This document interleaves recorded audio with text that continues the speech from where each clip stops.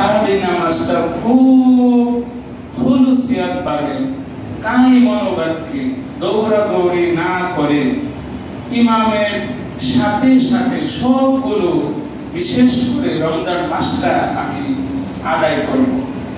ইমামের আল্লাহু আকবারের সাথে আমার আল্লাহু আকবারটা যাতে মিলে যায়, এইভাবে আমি তারাবি নামাজটা আদায় করব।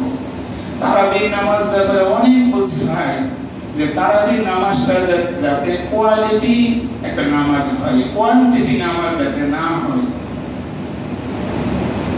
গত জুমার আগের জুমা আপনাদেরকে বলছিলাম, মহান আল্লাহ রাব্বুল আলামিন আমাদের কর্ম যতটুকু করি, এই কর্মটা যাতে ভালো হয়, কোয়ালিটি পূর্ণ হয়, এজন্য সূরা মুলকের মধ্যে আল্লাহ রাব্বুল আলামিন ইরশাদ করেন, তাবারাকাল্লাযী বিয়াদিহিল মুলকু ওয়া হুয়া আলা কুল্লি শাইইন কাদির আল্লাযী খালাকাল মাউতা ওয়াল হায়াতা লিয়াবলুয়াকুম আইয়ুকুম আহসানু আমালা।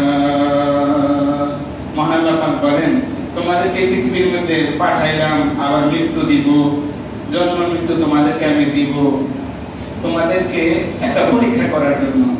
আমি আল্লাহ দেখব কর্মের মধ্যে কে উত্তম। সুবহানাল্লাহ বলেন, কাজটা যে কাজটা করে কাজটাকে সুন্দরভাবে আঞ্জাম দিতে পারছে, কার কাজটা সে বেশি করছে এটা না, যতটুকু করছে এটা সুন্দরভাবে করছে কিনা। সুবহানাল্লাহ বলেন, আপনি যতটুকু নামাজ পড়ছেন এই নামাজটা বিনয়ের সাথে হয়েছে কিনা, খুশুর সাথে হয়েছে কিনা, রোজাটা যতটা রাখছেন ততটা খুব সুন্নত তরিকায় হয়েছে কিনা, রাসূলুল্লাহ সাল্লাল্লাহু আলাইহি ওয়াসাল্লাম যেভাবে বলছে এইভাবে হয়েছে কিনা। আপনি সারা রাত নামাজ পড়ছেন, ওযুই হয়েছে না, ওযুর নিয়ম কানুন জানেন না, ওযুর ফরজই জানেন না, ওযুর পরিবর্তে কি করতে হবে তায়াম্মুম এটাই আপনি জানেন না, তাহলে আপনার সারা রাতের ইবাদত হইছে এত বিফলে। সেজন্য আল্লাহ পাক বলেন, আমি হায়াত এবং মৃত্যু